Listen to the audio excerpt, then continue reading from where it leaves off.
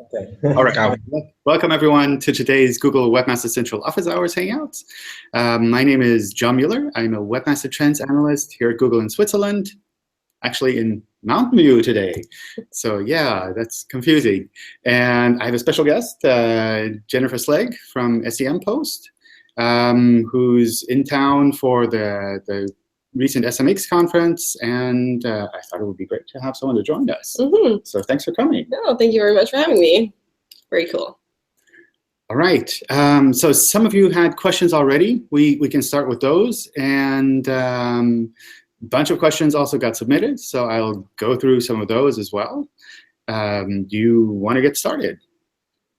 Yes, sure. So we have a question about feature snippet or position 0 in organic search results. So the question is, we are trying to get this feature snippet for a few keywords, and so we implemented a few changes, and the result was that we obtained the feature snippet for 0 position under google.uk or google.com, but we are not getting the same result under google.it. So we are a business in Italy. We operate in Italy, and so our main objective is to get this feature snippet under google.it. So we don't exactly understand why this is happening. We implemented the changes like, I would say, a couple of months ago.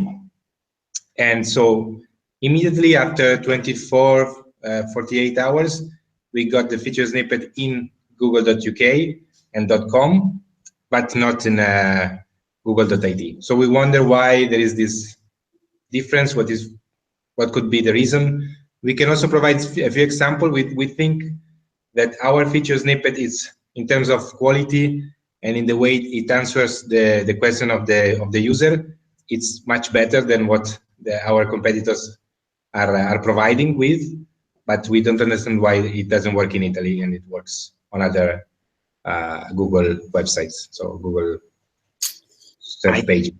Yeah, I don't really have a useful answer for that, because this is essentially algorithmic, and it depends on a lot of different factors where we kind of automatically try to figure out which kind of snippet should we show in which place and which search results. So that's something that can vary from location to location in the different Google versions and the different country versions, also across languages. So there's no simple like one fix that you can do to make that appear. But it sounds like you're doing the right things. If you're seeing the featured snippet for other countries, then I would continue focusing on that. And that's something where I imagine over time the algorithms will pick that up, but there's no guarantee. It's kind of like a different kind of snippet, and that's something that sometimes we put together in different ways. So is it possible that the google.com or the English version is more advanced in a way, and the other version of the algorithm will catch up later? Or is that a possibility in a way? Or this is our guess, so, our hope in a way. Sometimes that's the case. So sometimes there are features that we launch in maybe English or in US first, and then over time we launch them somewhere else. So sometimes that's kind of the case. But for the most part, and I think that's true with featured snippets. If you see those in Italy in general, then it's that we have launched a feature in Italy. It's available in Italy, but our algorithms look at it in a slightly different way, depending on like the whole ecosystem where we think it makes sense to show them. So I suspect over time this will evolve a little bit.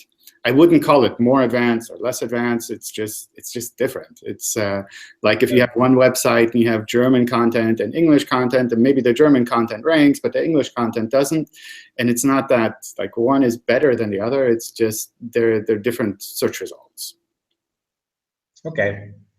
Okay. Thank you. Thank you. Do you have other questions? Yes, I have another question, always related to feature snippet.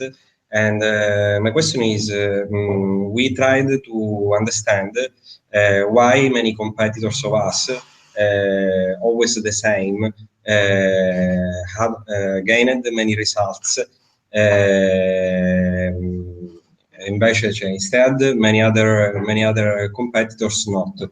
So I don't know. We think that probably could be because of the trust of the domain of this competitor, that could be one of the reason, or not. So I would like to know. It's really hard to say. I mean, why does a site rank? We use like a lot of different signals to try to figure out where and when we should show a site, and that's usually not something where you can just like say, oh, it's because of this one thing that the site is there. So that's, yeah, I don't really have a simple answer for that. Okay. Sorry. No, we know. You ask these questions, and I tell you I have no answers. I feel bad. But these are things where I suspect you're on the right track. You kind of know what you're doing. It's working out for the most part, and these things settle down over time as well. So, okay. Let's hope for the best. Yeah, I don't have other questions actually. Okay, fantastic. All right, Jennifer, question for you. Like you were recently at the SMX conferences. I was. How was that? It was really good. There was obviously Gary from Google was there on a couple sessions, same with Mia, and talking about different Google things. Obviously, mobile first was like the hot topic of the day, as well as some of the recent algo changes.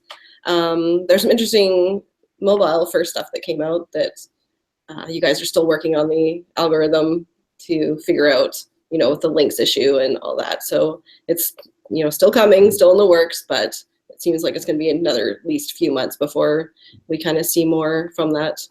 Probably the biggest takeaway I took from the mobile first stuff is the fact that mobile page speed will somehow be incorporated into it at some point, which is a pretty big deal because so many people are focusing on desktop page speed, which is also good.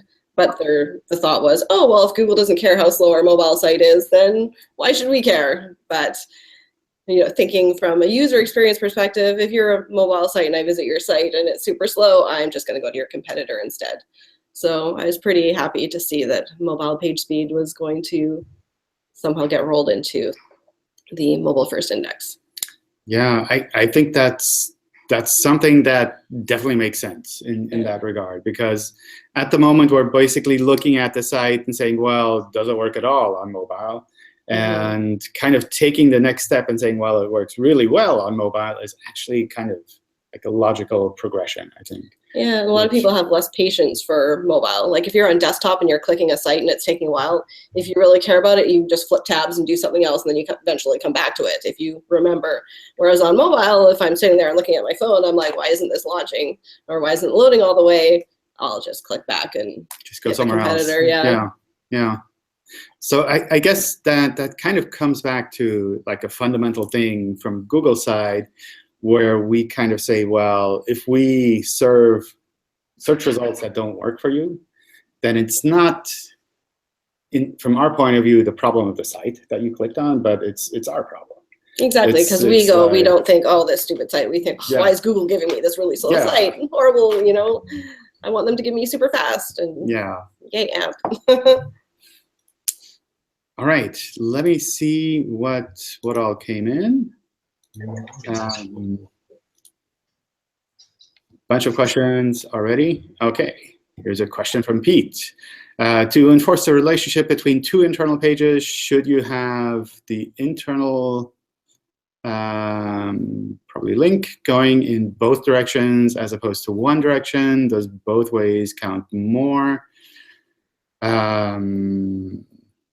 Interesting question. I haven't actually seen it like that, but I'd say it really kind of depends on the site architecture. So it probably makes sense to have it in both directions if these pages are kind of leading to the same things, but I wouldn't see it as something kind of like a requirement that all internal links need to be bidirectional, because sometimes it makes sense to go one direction where you're like following a flow, and sometimes it makes sense to offer different ways of kind of handling something.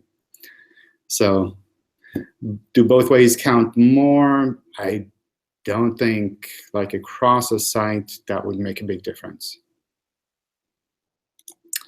All right, another question from Pete. If your site is showing some errors in schema.org, can that be harming any of your rankings in that Google discounts the info gathered from it, or none of it is used by the algorithms for search rankings? No. So we do try to understand the content a little bit better with schema.org markup, but it's not the case that if you have errors in your markup that you would be ranking lower than if you didn't have any content, any of the markup on there. So that's something where if we can't recognize the markup, and lots of sites have broken markup, then we just don't use that part of the markup. And for the most part, structured data is something that we use to better understand a site and to show rich snippets, but it's not primarily used for rankings. All right. Hey. Hello, how you doing? Pretty good. How are you? Good, good. Yeah, good, good. I have a question regarding it's a specific website, and it's a HTTPS migration that we did in February, and everything went smoothly. There's no problems. Done it loads of times before. All went well. And then in this last week, we noticed in Google Search Console that the search impressions had gone down for the HTTPS site, and the impressions for the HTTP site have gone back up. Now the HTTPS is still live, but the HTTP shows in search. When you click through, it redirects as you would expect through to the HTTP.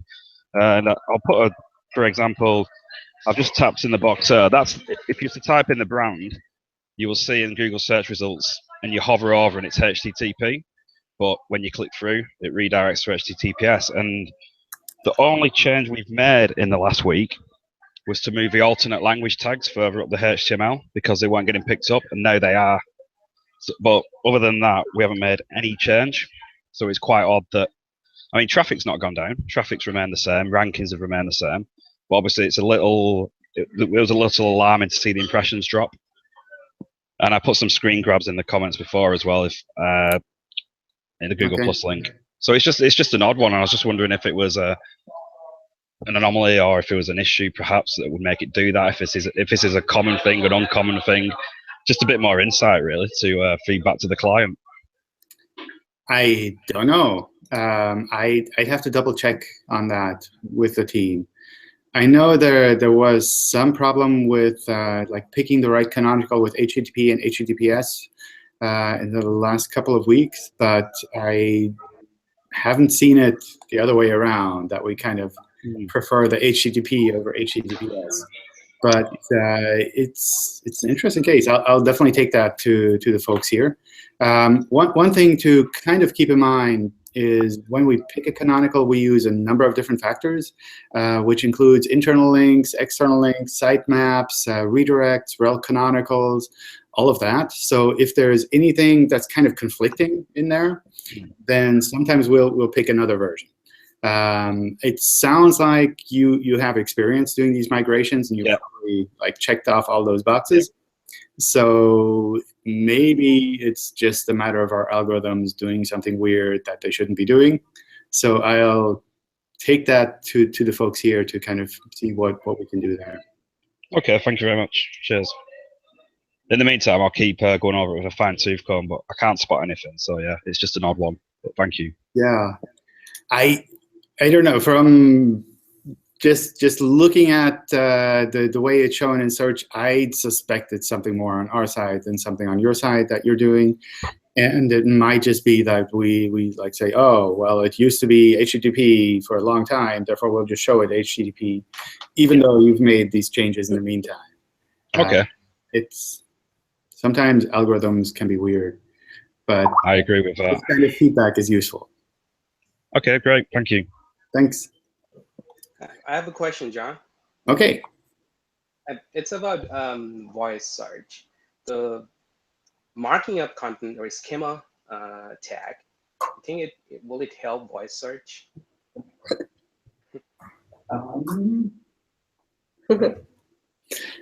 Marking up content with schema for voice search, I don't think we'd use that at the moment. But as far as I know, we never announced anything. I would see like some types of markup I could imagine might be useful for that. So I believe there's like a question-answer markup that you can use, which probably makes sense to implement if you have kind of these question-answer sites. But as far as I know, I don't think we've announced anything specific where we'd say this is the type of markup you need to do for voice search in particular. I know that it was an important topic in this SMX West voice search, and it's increasing. One of the important thing, I mean, this is a question to you and Jennifer too.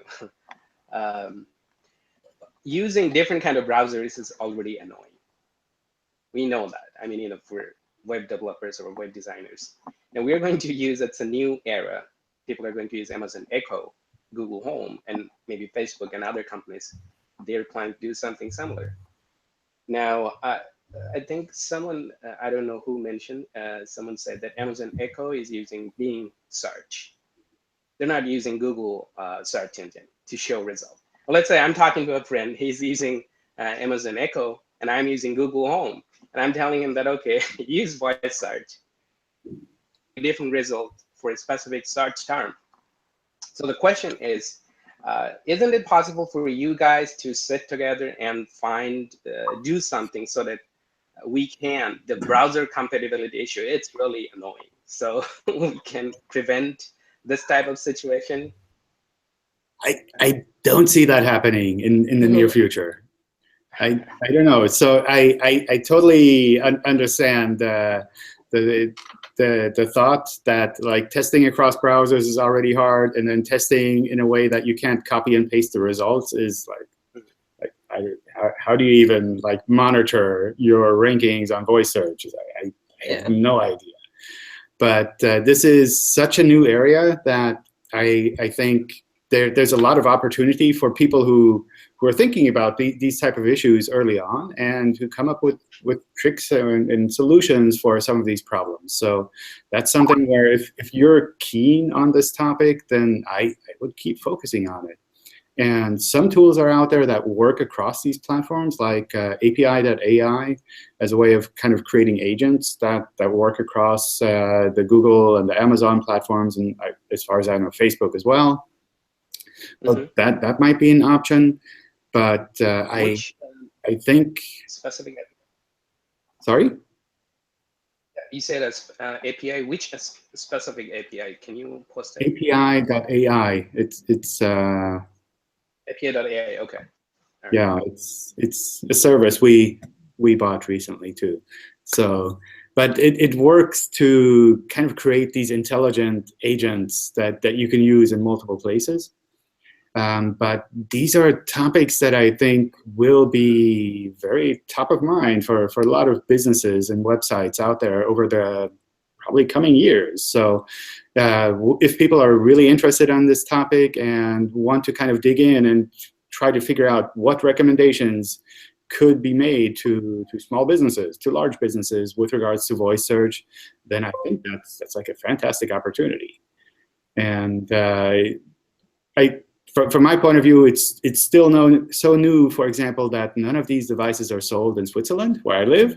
So the first thing I did when I came here is I went to Best Buy. That's what I did too. Like, buy all this stuff, so that I could try it out too. And it's really, I don't know, it'll be an interesting time. I think it's kind of like how the search results were in the beginning, in that people first needed to kind of understand, how does this search relate to my business, and how do I tie things together, which things work, which things don't work. And there will be lots of things that work in one device that don't work in another device. And finding a way to kind of target the right devices, or target both devices in a reasonable way, I think will be a challenge. But we'll see how it kind of settles down. I also think it's fascinating how I did a presentation at SMX West a few months ago, or sorry, SMX East on voice search. And it's kind of interesting. I did a lot of looking into how voice queries are different compared to how you type in something. And like on voice, it's so much more questions. You're asking questions as opposed to typing in, you know, your 3-word phrase. But now when you're doing it in voice, you're actually asking the question that includes a 3-word phrase. So it's a lot of different kind of intent in the way that people are searching for stuff on voice as well, which I find really fascinating. And I think it's going to eventually make it so that people are going to be conscious about creating content to match what voice searches are looking for, as opposed to what we're looking for in a more keyword-based situation. Yeah, I think the hard part will really be to kind of find a balance that works across all of these different platforms, because lots of people will still be using normal web search and browsers and phones, and voice at the moment is like such a small part. So it's I'm just asking. where The browser compatibility is already very annoying. Firefox, Chrome, Microsoft Edge, and all different browsers. So I'm just thinking that maybe, and you know, technology ships really fast. Now let's have Amazon Echo and Google Home. They're maybe $10, $5 like that. Something that the companies make a decision that, okay, we're going to make this devices really cheap for users. And people like to, I mean, if there's a chance that, okay, we don't have to use keyboard, people use like their voice to search. So that's why I was thinking that, okay, maybe this is a question to us. Yeah, I think anyway, that's a fascinating topic. And I think there's also a lot of opportunity for people who kind of provide help for businesses to better understand this, but also people who create tools or people who create platforms and say, okay, I will create a service that lets any, I don't know, pizzeria kind of connect with that and make it possible for anyone to order pizza locally through my voice service. To kind of enable this voice platform with like normal small businesses that don't really understand the web that far. But that's something where I suspect definitely over the next couple of years, you'll see a lot of changes, a lot of really innovative things coming out, a lot of opportunity for people who say, well, I'm just not going to only focus on keywords and links. I'm going to think past like what we have now and think about what people will be doing in the future, how like the next generation of users is going to actually interact with the internet, which might be by voice, which might be by keyword still, because maybe the keyword is actually better than voice. I don't know. It really will be an interesting time, I think. I think also the generation thing too, like when you look at younger people are way more likely to do voice, whereas, you know, we are probably more of the, well, not us specifically, but, you know, older are a little bit more resistant, I guess. Like my mom, you know, I talk into my phone for a search and she's like, that's creepy, you know, it's just so odd to that. Whereas, you know, my daughter, like they voice search all the time and they'll be in a crowd of people and they'll compare what their results are because they understand there's personalization and stuff and what you get as well. It's kind of interesting to see how the adoption rate is going across age groups. Exactly, right? I mean, yeah, we'll see. Let's see. Maybe older people, they'll feel that, okay, no, I don't have to use another device. My voice is enough. I really don't know. No, I mean, maybe it ends up that you think about who your audience is, and if you're targeting an audience that's more keyboard oriented, maybe you'll do a different type of website. And if you're targeting a new audience, then maybe you'll do something that works more with voice search. But I'm pretty sure there are ways to cover both areas. Okay, sure. Thank you. All right, let me just refresh here to kind of make sure that we're not missing anything.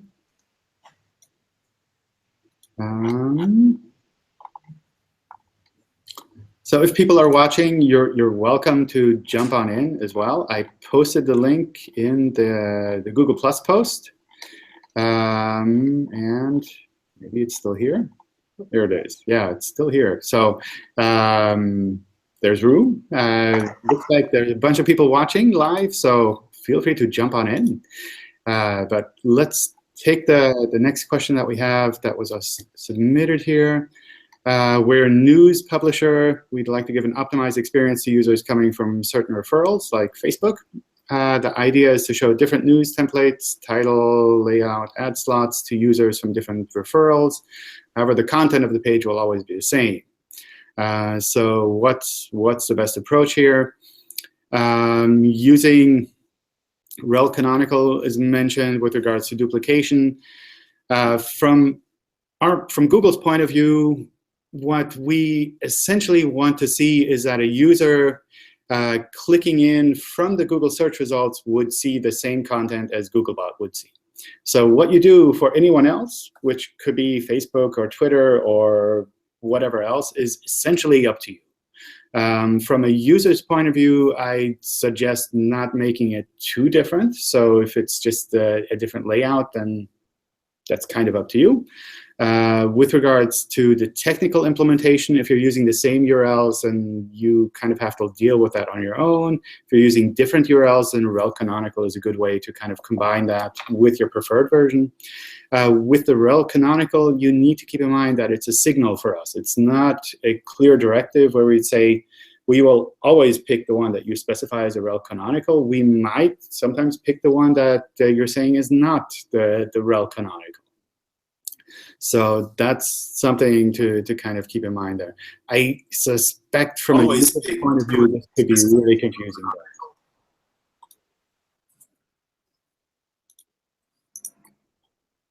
All right.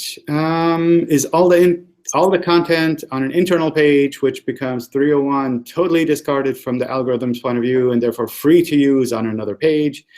Yes.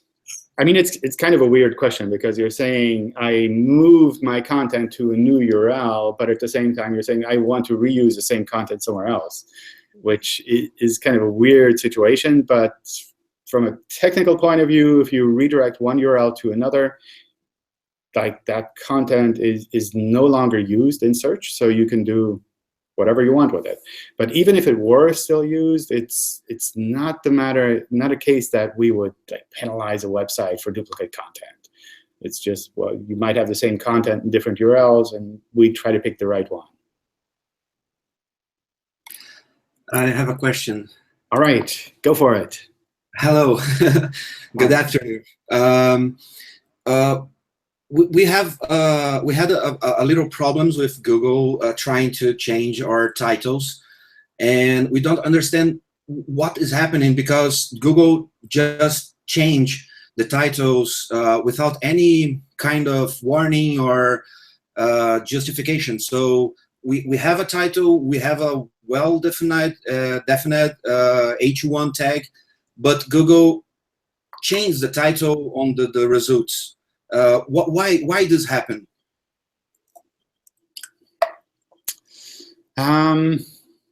It's basically our algorithm trying to figure out what the best title is. So that sometimes happens when we see a title that uses a lot of duplication, for example, or that is fairly long, then sometimes our algorithms will try to find a better title.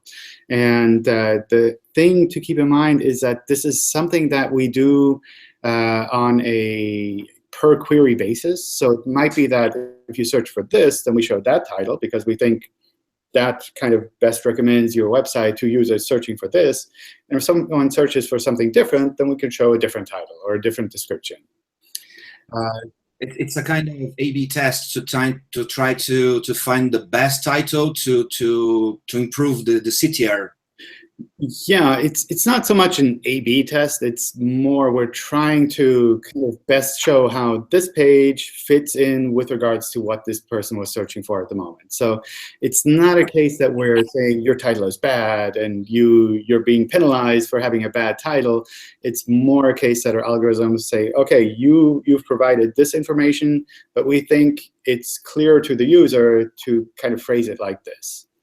So that's okay. where sometimes it's a sign that you can improve your titles in general. So, for example, if all of your titles just say home, then obviously that's not very useful to users. So it makes sense for us to change that. But sometimes, even with titles that are kind of normal, we will rewrite them. And this is especially true when it comes to mobile, where there's less room, where we have to make things shorter.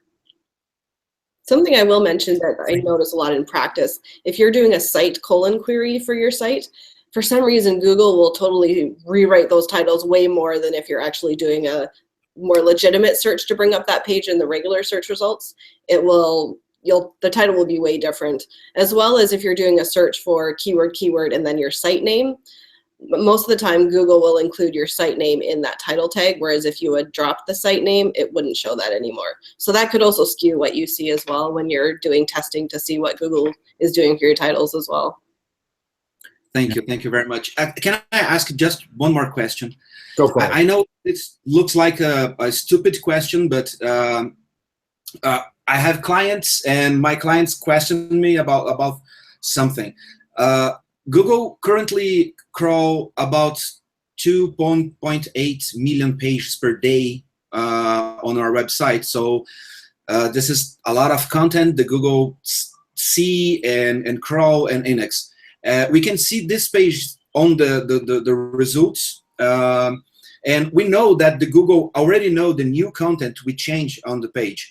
But these changes take too much time to be effective on the position and changing and something like that. So I know it's a hard question, but how many time Google takes to really effective understand my content and my website structure to change my positions? It depends. So that's not a very useful answer, I guess. But one thing to keep in mind is that we don't crawl all pages all the time. So things like home pages or like the higher level category pages, we'll try to recrawl every day, and we'll see those changes fairly quickly. But things like lower level pages within the website, we crawl maybe every couple of weeks or every couple of months even. So that's something that might take a bit longer to actually be kind of picked up. So that's something where you might see us crawling millions of pages every day, but that doesn't mean we will crawl the whole website every day. That might be we're recrawling the home page a lot of times because there are changes there, but the really low-level pages, they might get recrawled every month or so, or even later. So that's kind of already there just from a technical point of view for us to even see the change. It can go from one day to several months. And then afterwards, reprocessing that is usually pretty fast in that maybe, I don't know, a day or so for us to actually understand that this page is different and use that for indexing. But the whole ranking side does sometimes have kind of this delayed effect in that you put something out there or you change something on an existing page, and it just takes a while for Google to say, oh, for this new query, actually this page is pretty good. We will start showing it a little bit more. And that's something that sometimes does take a bit of time. But usually the fast changing things are still possible. It's not that we wouldn't be able to pick up new things very quickly. So if some topic is suddenly in the news and you do a blog post or news article about it, then we'll try to pick that up within a couple of minutes, a couple of hours to actually show that in the search results. It's more a matter of if you change like a product page, if you change, I don't know, a page about blue shoes and you change it to pink shoes, then that's going to take a bit of time for us to understand, oh, the context of this existing thing changed, and actually now it's a little bit more in this direction, so we should show that like that. Thank you very much. Welcome. All right, let's see what we have left here. Tons of questions still submitted, so I suspect we won't get through all of them. But you're welcome to kind of copy them into new Hangouts as well. 2 identical websites in every way, but one recovered from a manual link action. Does the Google algorithm work slower for a site that was once penalized? No. So if a manual action is resolved, then it's resolved. Then it's kind of taken out of the whole setup. So that's something where once it's resolved, it's resolved.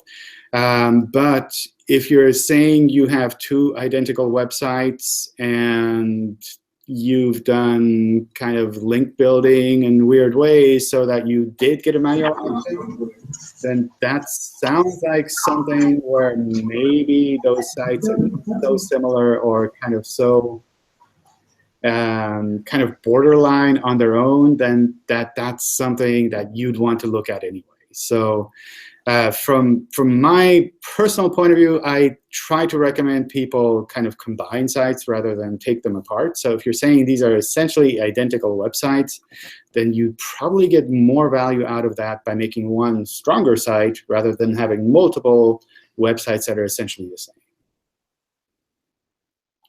Hey, John, could I jump in with a quick question? All right. Go for it, Josh. How you guys doing today? Good, I hope? Yes. Fantastic. My question is, how well is the mobile first index testing going? How far along are you guys with that? How far along? So I guess the underlying question is like, when is it rolling out? We don't have a time for that yet. So that's something where we're testing various things. Our primary goal is to make it something that site owners don't have to worry about. So that's kind of the direction in which we're testing. Like, what can we do to make it so that actually for the normal website, this is not something where they actually need to make any change. So that's kind of the direction which we're heading there. And the tests that we're doing are, on the one hand, to see like how this could affect the average website or the existing websites that we have out there. And if there are issues that we run across in those tests, like what can we do on our side to kind of solve those issues for the site owners? So that's kind of the direction where we're going with these tests. It's not so much that we're testing and we're just going to switch it on from one day to the next, but we really want to make sure that this is kind of something reasonable and that it works for both sides. Because if we turn something on and half of the websites fall out of the search results, then that's our problem. That's not your problem. Then, of course, those sites don't get any traffic from Google, but people are going to be upset with us because they search for something and it's like, oh, you're not showing me what I was able to find last week. It's like, you're doing a bad job, Google. So that's kind of what we're trying to do with these tests and figure out like which aspects are kind of weird that we can't understand properly on the existing web, and which aspects are things that maybe site owners should change or should change in the long run, and how can we make it so that if we think site owners need to change something, how can we make it so that it's easy for them to understand what they need to change, easy for them to kind of test where these issues are, and to get the right information that they need to make that change within a reasonable time. So not one week to the next, but more like over a period of months or even year or longer. Are we still thinking that the desktop site is going to be ranked off the mobile signals? Is that still what we're thinking? Yes, that's still essentially the goal. I mean, that's kind of the end direction. Well, end direction is hard to say, but kind of the big trend that's happening anyway, in that lots of people are using only mobile devices. So the lights are going off again. So that's it's Big Brother the direction where we think, like, in a couple of years, we'll. Oh God. Okay. So Larry Page is trying to tell you something. You're telling me too much information. Yeah, it's like someone's listening in. It's like, stop talking, John. So I imagine that Googlebot crawler will change. You're going to switch the UA to mobile agent. I imagine that caffeine indexer won't change. You're just going to index the same content and spool out dupes or whatever you find there. These are all questions, not statements. The Googlebot doesn't actually change in the sense that we already crawl with the mobile crawler and the desktop crawler. It's just we mostly crawl with desktop at the moment, and mostly crawling with mobile afterwards. So that's kind of the shift that would be happening. You just have to do one crawl. Yeah, Yeah, so mostly. So we'll probably still be checking the desktop side to make sure that we have kind of the understanding of the mapping of desktop to mobile pages, so that we can show the desktop link when you're searching on desktop, because that wouldn't make sense to show like the m.dot site for desktop users. And I guess Hummingbird isn't going to change much. You're still going to parse the same entities. Yeah, like I can't say like they won't change, because all of these algorithms, they change all the time. Right. Okay. So you guys are always making improvements. But I guess we're wondering, are any of the 200 ranking factors going to change really? Please tell them all to us. No, don't tell me them all. I just wanted your gut sense of yes, suddenly this factor in mobile is going to be, something to watch out for. Pretty sure that some of these will be adjusted over time, and that kind of depends on what we see from the mobile web, how that works out. But I don't expect it to be like thrown upside down or something crazy like that. It's more like what do we need to do to kind of keep things in a reasonable shape, that the search results are kind of representative of what the web is showing. Of course, yeah. Just as you know, we're just trying to make sure we're preparing our clients and being the midwives of this change for you to make sure that it's seamless as possible. So thanks very much, John. Yeah, thanks. So this is something where we are trying to keep that in mind, and that's something that we're pushing very hard for from our side as well, in that when the engineers come to us and say, oh, well, sites just need to make this meta tag change, and like they make meta tag changes all the time, we tell them, well, a simple meta tag change is easy for you to tweak, but for some businesses it's a matter of like 4 to 5 months until we can change a meta tag. And that's where do I find that in Dreamweaver? Yeah, but these are things that are really hard for some normal businesses to like go out and make significant changes across a website. And that's something where we push back really hard on the engineers and on the product managers and say, we can't just go out and tell people that they need to make this change for next week. It's not a matter of like 1 week to the next. So some of you might be able to tweak your blogs fairly quickly and like enable that new plugin and everything will work well. But for bigger sites, and especially for smaller sites that basically set up their website once and they keep it for 2 to 3 years, right, those are not trivial things to do. And that's something where we need to keep that in mind, and we're very trying to keep your side in mind as well, and that it might be good for your business if everyone comes to you and says, oh, please make my site mobile first indexing ready. But for the ecosystem as a whole, that's still a big problem. Of course, yeah. We're all just trying to make it as seamless as possible. Yeah, that's great.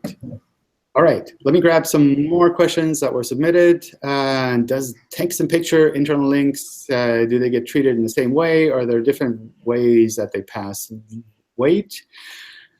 So essentially, the internal links are the same when it comes to us crawling and passing information within his website. But if it's a link only with a picture, then we don't have a lot of context for that specific link. So things like an alt tag, alt attribute on an image, that helps us to kind of understand, in a sense, the anchor text for that individual link, and kind of more context on how that's kind of relevant for the other page. So that's something where if you just have a picture and you compare it to just a text link, then you will see a bit of a difference in how we treat that. Does Google use heat mapping to help with ranking a page? Not that I know of. I think this is really great way to review your pages and how users are interacting with your pages, but I don't think we use that at all with regards to ranking. Can product reviews be used as a part of Panda scoring, or reviews used as a ranking signal? So reviews are content on a page, and content on a page can be good or bad. So that's something which we definitely use for ranking. We definitely use that for indexing, provided we can, of course, see those reviews. And with regards to Panda specifically, I don't think that's like a factor of Panda that we explicitly look for reviews, but it's content of a page. So we can use that to understand, is this a high quality page or a low quality page? That does help us. I've been receiving dozens of spammy links lately from XYZ domains at hacked websites. I know you say not to spend a lot of time reviewing disavowing links, but like, what should we do? So from my point of view, the easy solution here is, if you're worried about this and you see those links, then just disavow them. It's like you fix that problem. You don't have to worry about like what Google does with that. If you can fix it yourself, you don't have to worry about it. If you're in a situation where you never looked at the backlinks and there happen to be a bunch of these XYZ domains or other hacked sites, then probably we're already taking care of that for you. But if you're worried about this, you can always fix it yourself. Oh, man. Some people seem to have trouble with the link. Oh, man. I didn't hide the link. It's like in the normal comments. I can't actually click on it to check if it works, but Josh made it in, so other people made it in. So you have to be very clever. Very clever. Okay. All right. No, I can explain it if you want more people. All right. Tell me what I did wrong. Oh, you didn't do anything wrong. It's the way Google Plus. If you're watching the full screen of all of the Hangouts, you're not going to get the extended comments that you posted it in. You have to isolate this one Hangout, the March 24th one, and view all comments and scroll down and find in the middle of the 70 comments where you put it. Oh, okay. That means you have to be very dedicated and like John Mueller a lot and want to come in here and talk to you. That's good. Well, I'm glad you managed. That's good. Great. Okay. So maybe I need to put that in the description next time. But I mean, it's good to have a small group too. All right, here's a question. My both home pages have disappeared completely from Google search already 2 weeks for no reason. No manual actions, no security issues, nothing. Pages indexed, sitemaps sent, but nothing appears in search. I don't know why. So there can be lots of reasons why pages disappear from search. What I would recommend doing there is starting a thread in the help forum, because the people in the help forum are really good at kind of guiding you towards the type of issues that might be applying here. It could be everything from maybe a meta tag on your page, maybe a setting in your CMS, maybe you accidentally did a URL removal on your side. There are lots of different options here, but it sounds like people in the help forums will probably be able to kind of guide you in that direction fairly quickly. Is getting an external link to a page set to no index follow, does that count as a weaker signal than like to an index page? No, it doesn't count as a weaker signal. Is getting an external link to a page set to no index. It goes somewhere. It doesn't count as a weaker signal, but if you're linking to a no index page, and that's not something we can show in the search results. So it's not really that useful. Like we do follow the internal links on a page like that and kind of forward those signals, but obviously you're making it a little bit harder than it probably needs to be.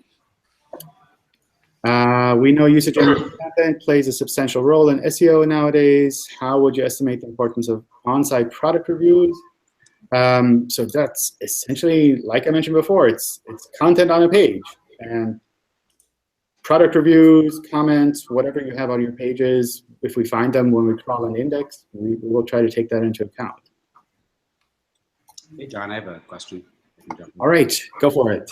Yeah, so we had a site that recently received a manual action for spammy structured data and had some questions about resolution, and mostly was centered around if there was any risk with Google of submitting multiple reconsideration requests as we slowly peel back the layers of what may have caused the manual action. We're concerned about what the risk may be of submitting multiple reconsideration requests. So we process the reconsideration requests one after another. which means if you submit one reconsideration request and you don't wait until that's processed and submit another one, then we'll ignore the second one. So there's not any, just to clarify, there's not a penalty risk of submitting multiple requests and that causing Google to cause further action. It wouldn't cause further action, but what the web spam team sometimes does is if it looks like you're going back and forth a lot. So I don't think that applies in your specific situation, but some sites get a manual action, they fix it because they know exactly what they did wrong, do the reconsideration, and then a week later they get another manual action for the same thing.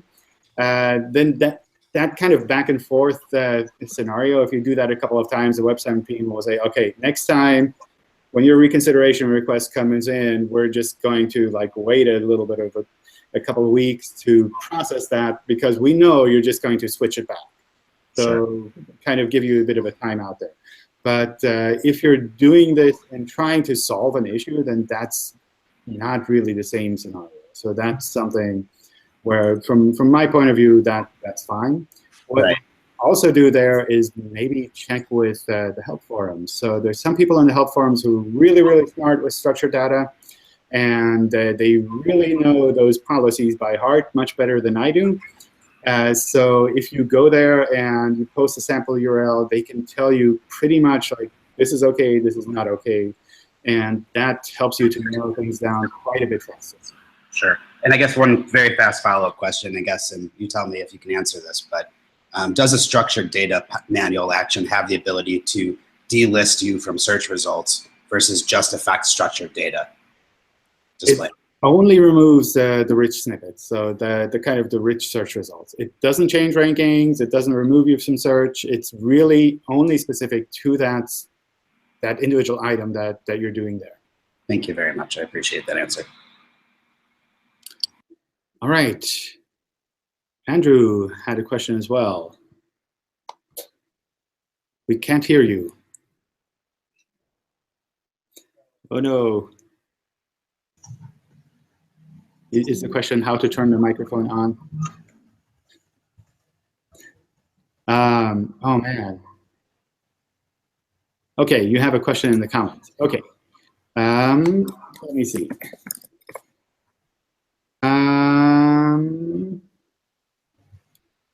Okay. Our site rebranded about 2 years ago. Starting November, the indexation of kind of the old URLs jumped up. And the domain is now ranking for a number of non-brand queries. Like, what can we do to fix this? I don't know. So that's something I briefly looked at that search result and saw that as well. So I don't know what specifically would be the thing to do here. With regards to canonicalization, we do take into account different factors. So redirects are obviously one thing, rel canonical, internal links, sitemaps, they help us as well.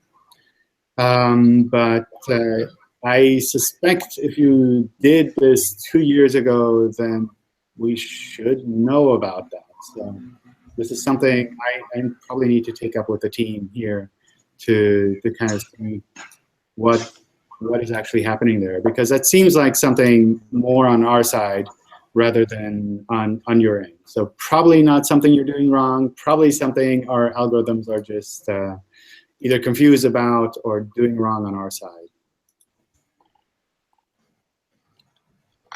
Okay. Let's see. Since the Fred update, oh my gosh, we've seen a gradual decline in our search ranking. We followed all of the Google guidelines, so we can't understand why we've fallen so far. We were on top of page 2, bottom of page 1, and now the lights are turning off again. Because of Fred. Fred is turning off the lights. Any help that you could give us would be great. Lights. Man, it's worse than Fred. Enough. Okay. Any help? So essentially, if you're following the Google guidelines, if you're doing things technically right, then that sounds to me like there might be just quality issues with regards to your site, things that you can improve overall when it comes to the quality of the site, which means there's no simple kind of answer. It's like no meta tag that you can make your website higher quality. It's just like, in general, you probably need to take a step back, get random people who are interested in that topic to review your site, to compare to other sites, to kind of go through, I don't know, a survey to see what you could be doing better to improve the quality of your site overall. And ideally, don't just like tweak things to kind of subtly improve the quality to see if you can get a little bit higher, but really take a stab at it and try to figure out what you can do to make a significant dent in the quality of the site overall. We never use sitemaps, and all of our pages were always indexed well. Yes, that's good too. In the context of an HTTPS move, is there any reason to add sitemaps now, or can we rely on Google picking up the 301s and doing the good job it did for years? We do recommend using sitemaps for things like this because we can understand that pages changed a little bit faster.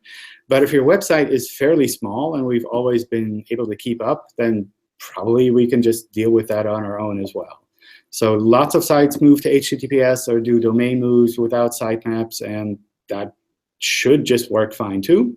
I think if you're asking this question and you have a small website, then probably generating a sitemap file is pretty easy to do and not really that crazy of a thing to add on top to kind of add a little bit of extra security with these kind of moves. But it's probably not like the ultimate critical thing that will make or break your site move. All right, one more here. Gary mentioned that there's no domain authority, but what does John say, more or less? I would just say Gary knows this extremely well. He works with the ranking teams regularly, so if Gary says something, you should just like believe him and follow what he says. So if that's something where I don't really have anything more to add to what Gary has been saying there. And let me just take one more here. Search Console is showing soft 404s for our www version, but the canonical is on HTTPS. We redirected everything. Our site is slowly being de-indexed. What's happening here? That sounds like more of a technical issue where maybe you're redirecting in the wrong way. So, for example, what might be happening is that you're redirecting everything to the home page. And that's something that we would pick up as a soft 404, and we would start dropping those URLs. So if you're doing a redirect, make sure you're doing that one-to-one between the individual URLs and not redirecting everything to the home page of the other version. Hey, John. Hi. Managed to join in the last minute. If I can have only one short answer question. All right. Short. All right. Links to images. So somebody hot linking images from my site. Do they count as a link for the whole domain or not? I don't know. Good question. So they definitely count for the image, but I don't think we would apply that to the rest of the website because the image doesn't really link out to the rest of the website. Okay. May I have one more? Okay. Or too late? Okay. Okay. Go for it. One thing, we have our servers quite overwhelmed, and our system guy proposed a solution which I find kind of strange. He proposed to move a www version on the cloud and have it cached, and keep the non-www version on our server only, with rel canonical to the www version, but basically they will exist separately, could be accessed different URLs, and the non-www would not be cached and will show all user-generated content in real time, while the www, which will be one link, one promoted, and the one in rel canonical. So the one we will promote will be cached and will display only things with a few hours delay. So one is basically faster. Yeah, dub is faster, but it doesn't have everything, while non-dub is having everything, but would that be a problem? Yeah, I think it's probably not so much of a problem, but it could be confusing for users. It could make it harder for you to diagnose issues. But what I would do is just test it and maybe take a relevant part of your website where you say, I don't know, these URLs receive the same traffic as this set of URLs, and just like set up that setup for those two pairs and see how that works out. But I mean, no risk for penalty from Google or something like that. I don't think there would be any reason for Google to penalize a website or demote a website because of this setup. But I could imagine that users might notice a difference, and it might be that Google indexes one version a little bit better than the other one. But it's not the case that we would manually search for someone who's like doing this advanced hosting. Ideally, Google should index only the dub version, because that's the one we'll promote with rel canonical, and that's the one. Yeah, I would just try it out. I would test it, because then you don't have to believe me. Then you can say, well, my numbers show this. Okay, but it's not like we'll get ourselves banned and lose tons of links. No, you won't get banned or removed from Google first. Okay, thank you. Have a great evening. Thanks. All right, let's take a break here. There's still tons of questions left, but if there's something that you really urgently need to get answered, I post it in the Webmaster Help Forum. There are lots of really awesome people there who know their stuff. If you want to ask it in the next Hangout, I think the next ones are set up already, so you can just copy it into those Hangouts as well, and we can try to get through those as well. All right, thanks everyone for joining. Thank you for joining me as well. Thank you for having me. And hope to see you all in one of the future Hangouts. Thanks, guys. Have a great day. Thanks. You too. Thanks, John. Thanks, Jennifer. Bye.